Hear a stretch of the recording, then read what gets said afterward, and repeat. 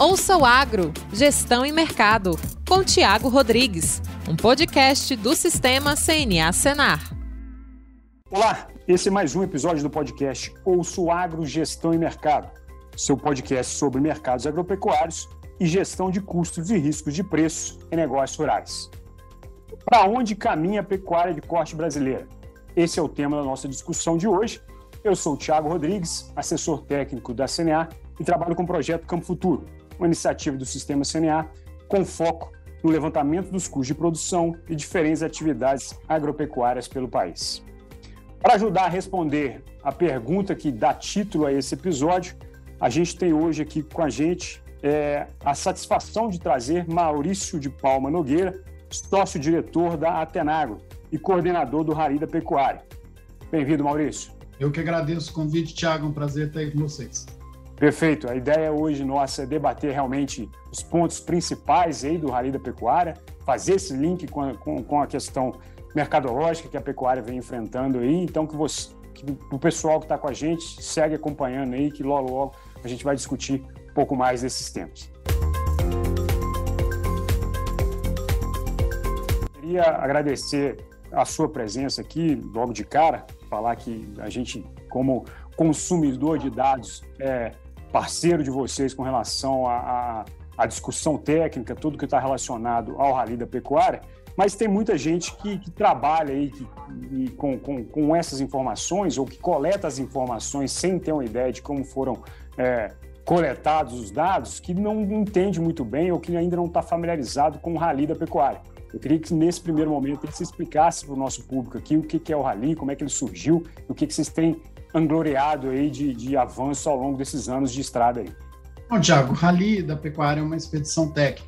Ela é montada para a gente viajar as principais regiões de pecuária e conversar com os produtores e com os técnicos nessas regiões. A gente faz isso através dos eventos, né, tanto os eventos oficiais do Rally como as oficinas. Oficinas são basicamente a mesma coisa que o evento, é a mesma estrutura, só que são reuniões menores, com produtores em alguma região que a gente nem tinha planejado, né? Então, chega em algum lugar, a gente tem algum grupo de produtores que querem receber ou discutir, né, o que nós estamos apresentando, aí a gente faz essas reuniões com eles e vamos chamar de oficina, né, uma palestra.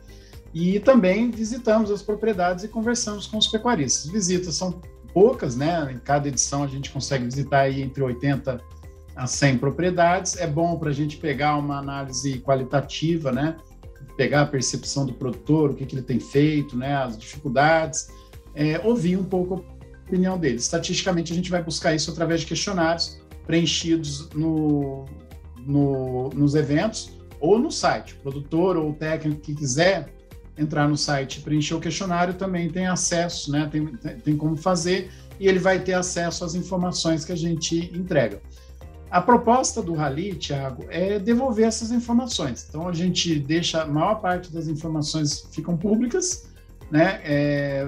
Por cortesia dos patrocinadores. Todo ano a gente tem um grupo de patrocinadores que aceita entrar nessa expedição, nesse projeto, sabendo que eles não vão ter nenhuma vantagem em termos de informação, né? Essas informações serão compartilhadas. O Rally da Pecuária foi feita uma primeira edição por iniciativa da Agroconsult, lá atrás, com participação da MB Agro, em 2004, só que na época não tinha também toda a experiência do Rally da Safra para criar uma metodologia para a da pecuária. A da pecuária parou. Em 2011, nós retomamos o projeto, já com um pouco de conhecimento acumulado no Rally da Safra, que é mais fácil de conduzir, né, que basta você entrar nas lavouras. Conseguimos adaptar a metodologia e estamos tocando o Rally da Pecuária, né, entre a Agroconsult e a Atenagro, desde 2011. E a ideia é continuar, né? Nós temos várias novidades aí que a gente vai discutir um pouco para essa edição, mas esse é o objetivo do Rally, é compartilhar o conhecimento que já está no próprio campo.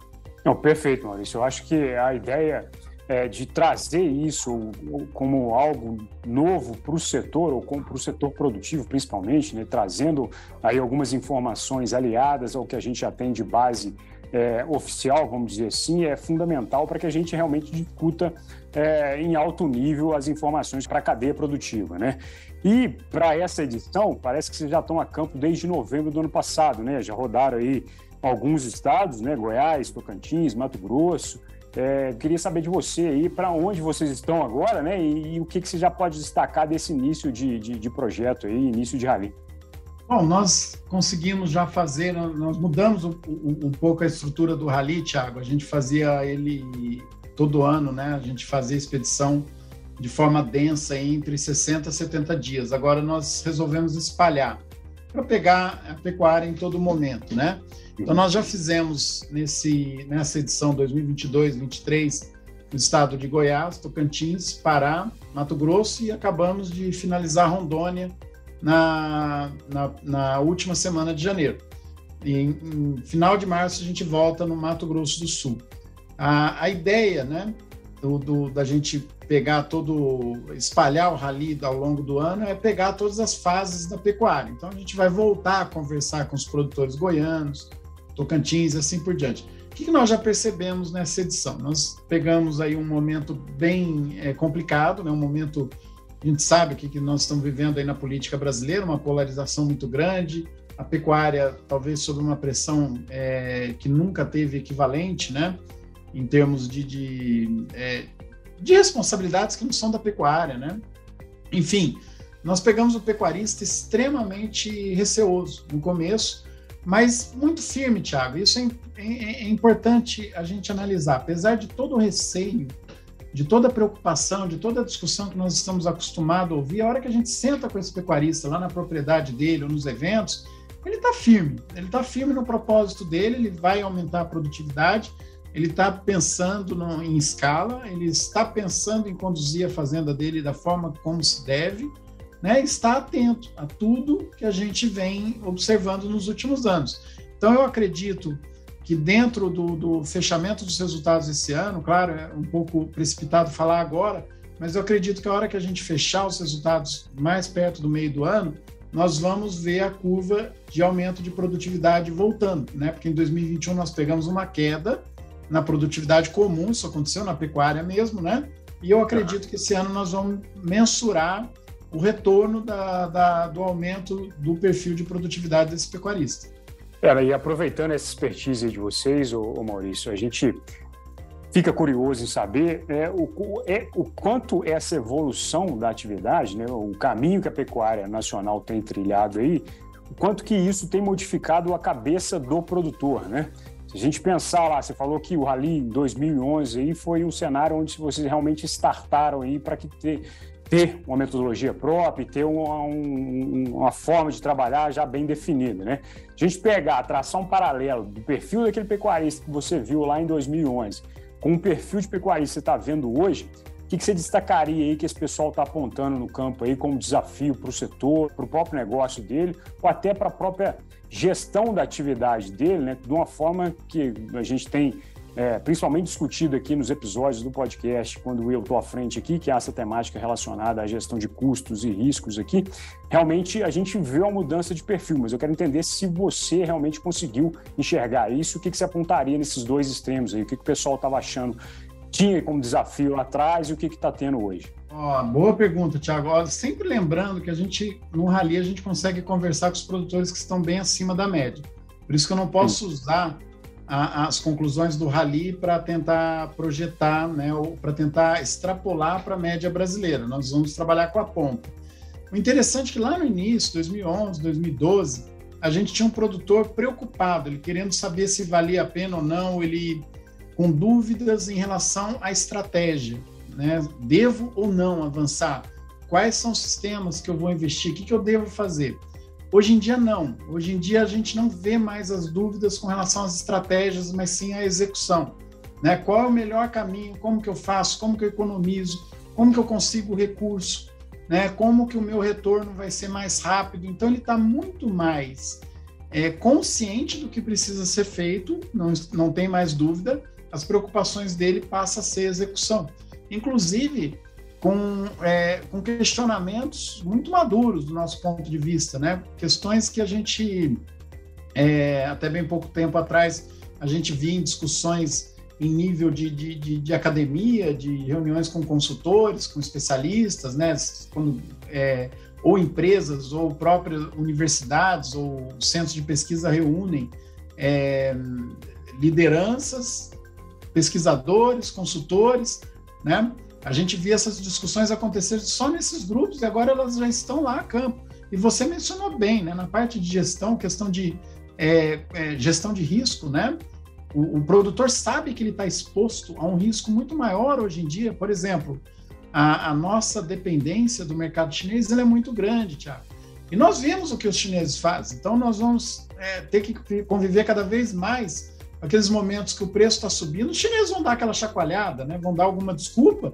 Não adianta xingar a mãe dos chineses, né? Os produtores estão conscientes disso.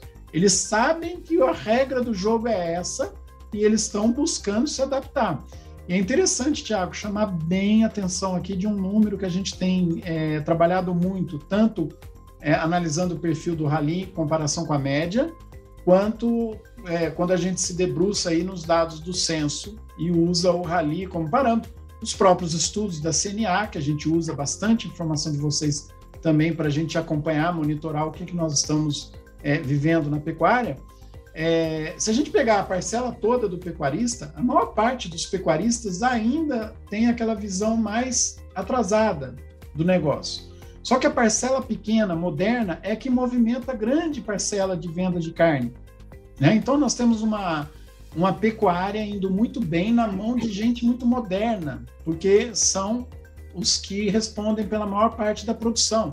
Mas, infelizmente, nós não conseguimos ainda sensibilizar o grande grupo dos pecuaristas a seguir esse caminho moderno. Isso, às vezes, quando a gente fala que alguém de fora está ouvindo, ele vai falar, nossa, esse cara está louco, ele está falando uma coisa que eu não vejo na realidade. Só que nós estamos falando em relação à resposta de produção, não ao público, não ao universo entre os produtores, que, infelizmente, a gente ainda tem que andar muito, né, nessa questão de sensibilização. Eu acho que o ponto fundamental aqui, para esse perfil de produtor aí que você colocou bem, que é a questão que está respondendo realmente pelo grosso da produção, de entrega de boi ao longo do ano, é que a turma está fazendo conta, né, Maurício? Então, assim, a partir do momento que a turma começa a enxergar o vizinho do lado que está plantando lavoura e está tendo uma margem, uma taxa de retorno bem maior que a atividade dele, no mínimo ele fica tentado a saber como é que está a situação dele, né? Para ver se é um bom negócio realmente de largar aquilo que ele já faz a vida inteira para tomar uma decisão aí de trazer uma gestão um pouco mais estratégica do negócio, né? Então, isso a gente consegue enxergar aqui. E uma das temáticas dessas decisões também é quando a gente começa a falar de área, aí, usando também um pouco da expertise aí que vocês trazem com o Rally, é a questão do uso de pastagem, né? A gente tem acompanhado isso também, isso é algo que tem caminhado junto, vamos dizer assim, com essa evolução do perfil do produtor. Lógico, aproveitando o nicho que você colocou aí como o produtor realmente que está fazendo conta, que está desenvolvendo atividade, está levando a atividade como negócio, né? E aí eu queria ver com você, Maurício, o que você tem enxergado aí, como é que tem combinado os avanços aí, tanto por parte dos indicadores técnicos, né?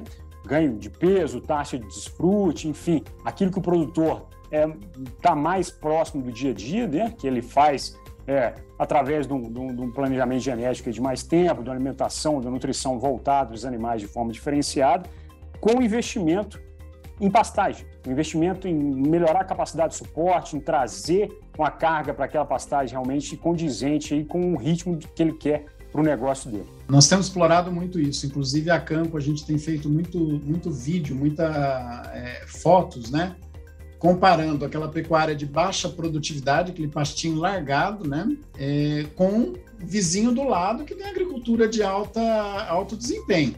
Então, eu não posso pegar a pecuária naquela situação, né, mal conduzida e comparar a rentabilidade com uma agricultura muito bem conduzida, né? Infelizmente, a gente ainda tem muito isso.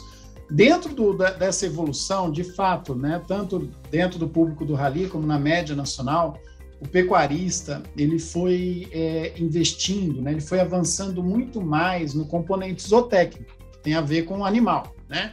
Então, ele melhorou muito os ganhos individuais, ele tem aumentado a taxa de natalidade. Claro, a gente ainda demora para perceber isso, porque nós temos muita vaca na mão de produtores que estão espalhados, pouco sensibilizados, né? Mas a hora que a gente pega os desempenhos nas fazendas mais de ponta, né, o desfrute está melhorando muito. Então, nós estamos melhorando a reprodução, melhorando a genética, melhorando o ganho de peso, estamos terminando o animal cada vez mais pesado e mais jovem, tanto nos machos como nas fêmeas. Então, nós aceleramos muito o componente zootécnico. Tanto é que a gente faz um balanço aí em 32 anos, nós aumentamos a produtividade de carne, né, de carcaça por hectare em 190%, e aumentamos a ocupação, não vou falar em lotação, porque a gente tem a dificuldade de transformar tudo isso em unidade animal, mas vamos falar em número de animais por hectare, nós aumentamos só 75%. Isso não é um problema não, Thiago. A gente, primeiro, tem que realmente resolver a parte do desempenho animal. A hora que a fazenda estiver redondinha na produção do animal, aí sim a gente começa a aumentar a lotação.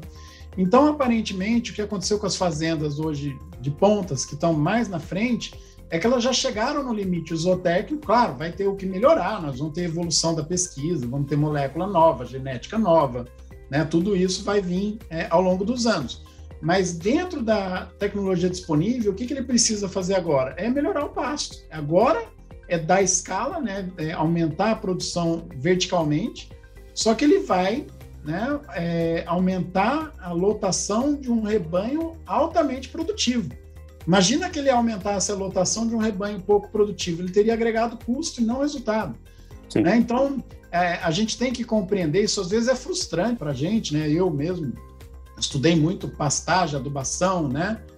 Para a gente é frustrante o tanto que é lento, mas a pecuária ela é de ciclo lento, ela é demorada, né? E nós tivemos que equilibrar todo um estoque brasileiro, e agora nós estamos engatando aí uma quarta, quinta, e provavelmente nós não temos retorno. Nós vamos aumentar muito a quantidade de pasto sendo bem tratado, seja com controle aí de invasoras e de insetos, né? Nós já temos agora produtos para controlar a cigarrinha com tecnologia muito melhor, né, embarcada, e também vamos aumentar o tanto de pasto tratado, calcário em superfície, adubação em superfície, e assim por diante. Então, eu acho que nós estamos aí no momento, né, que a pecuária vai dar essa resposta. E nem precisa dizer também da quantidade de área que está sendo conduzida em integração, né? Então, segundo números aí, claro, precisa ver o que realmente é integração, o que é reforma de pasto com a agricultura, mas nós já estamos falando aí em 14 milhões de hectares sendo conduzido em algum formato de parceria entre pasto e agricultura. E é um avanço gigantesco, né, em termos principalmente de absorção de tecnologia, né, por parte do pecuarista, que a gente conhece o perfil, sabe que é mais fechado com relação à novidade, vamos colocar assim, né, entender dessa forma como você colocou, né, ele entende do negócio dele trazer o máximo de desempenho individual aí para o animal, e agora ele começa a fazer o ajuste fino realmente, tanto pelo lado de que ele precisa ter uma resposta para a Ferrari que ele está colocando no campo, né? Então ele precisa de gasolina aditivada para colocar ali, tanto para a questão de resposta ao mercado. Né? A gente está aí mais do que inserido aí num cenário mundial, onde a competição com outros players mundiais ela é bem exposta, né? A gente ainda tem essa característica produtiva aí com relação a produzir uma carne a pasto, vamos dizer assim, que traz uma certa repercussão a nível de produtor, como sendo algo mais barato, né? Alguns sistemas sim, outros não, isso aí é discussão para um próximo episódio, né? Mas o que a gente viu aí, já puxando para esse lado de mercado, Maurício, e aí aproveitando também para inserir esse tema na discussão aqui, é que do ano passado para cá a gente já está vendo essa sinalização de virada de ciclo, né? O preço da arroba já está caindo, já vem num movimento de queda aí há certos meses, né? A gente absorveu uma oferta maior de animais aí durante o ano passado, com maior descarte de fêmeas.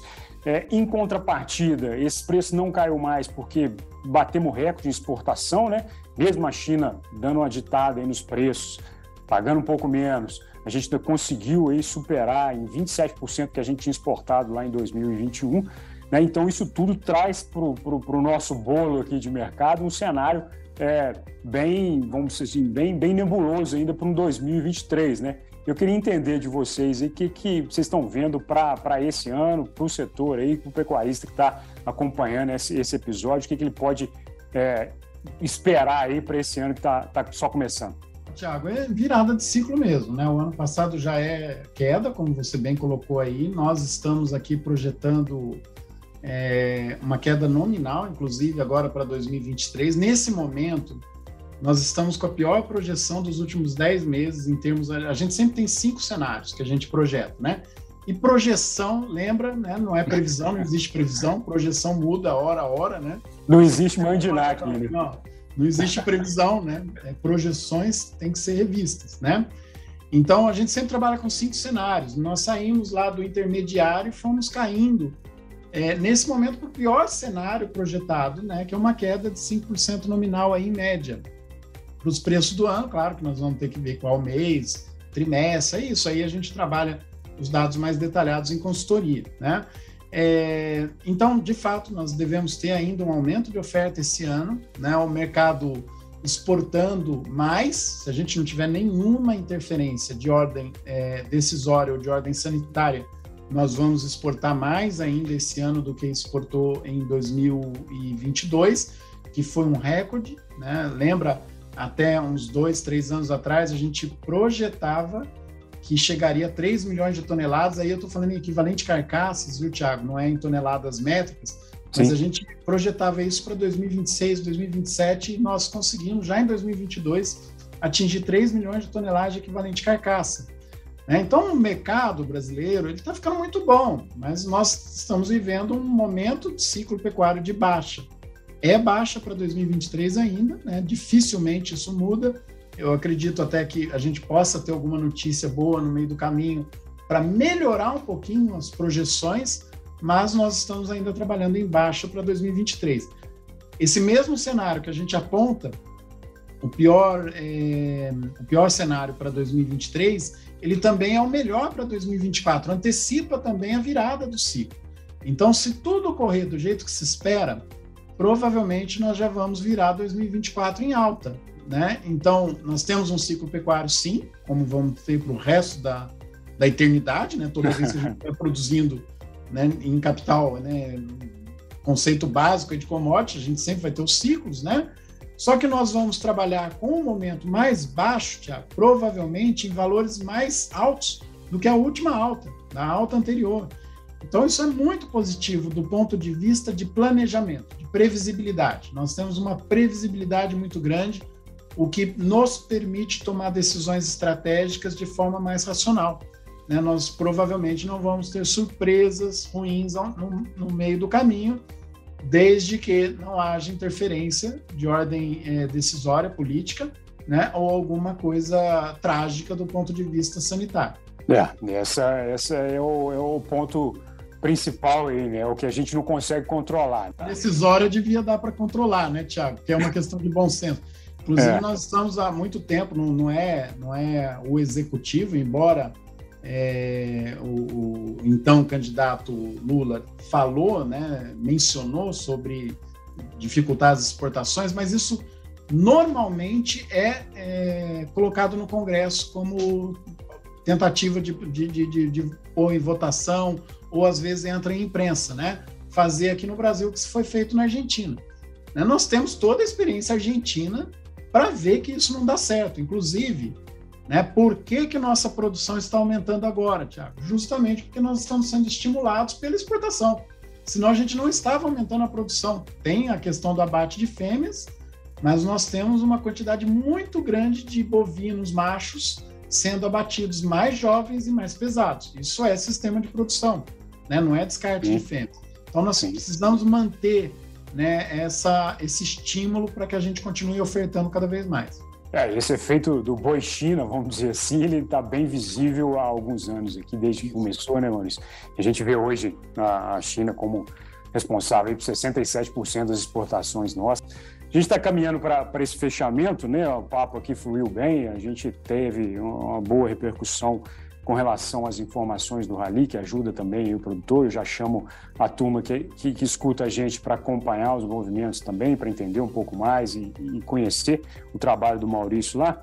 Mas o que a gente traz de análise aqui para o fechamento é o seguinte: a busca pela eficiência operacional ela é fundamental para o desenvolvimento das atividades pecuárias. Hoje, mais do que nunca, o produtor tem que estar aí trazendo o técnico junto com o gerencial para que ele consiga realmente tomar as decisões que precisa tomar no tempo certo e com subsídio de dados corretos, né?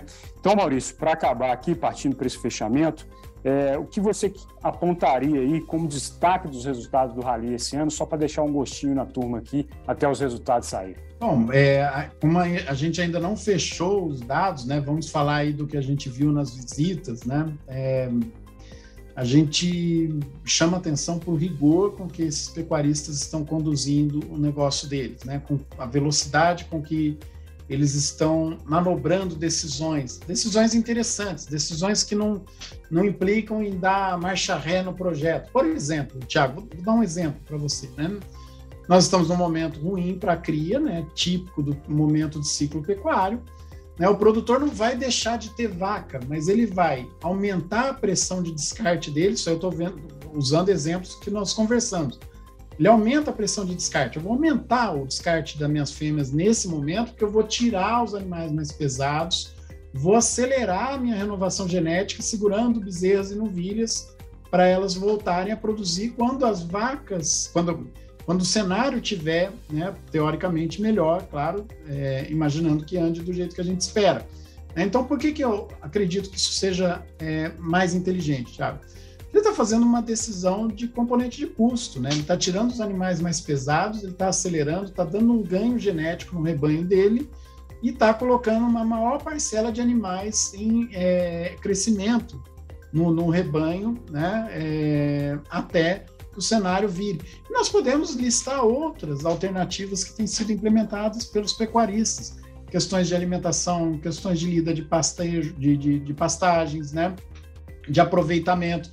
Então, a grande vantagem de você ter um pasto bem tratado, num momento de dificuldade você pode ceder um pouquinho, postergar alguma estratégia de recuperação de pasto, ou de manutenção, ou de adubação lá para frente, né? Espera passar o momento mais complicado.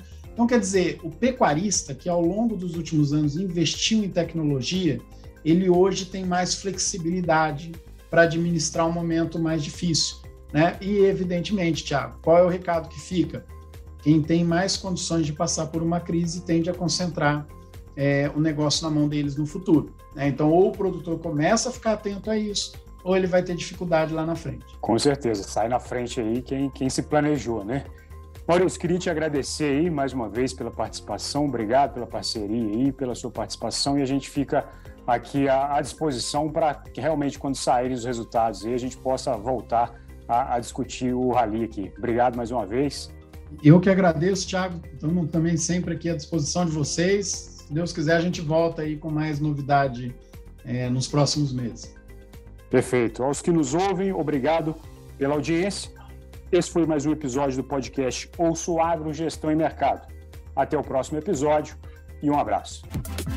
Ouça o Agro, Gestão e Mercado, com Thiago Rodrigues, um podcast do Sistema CNA Senar.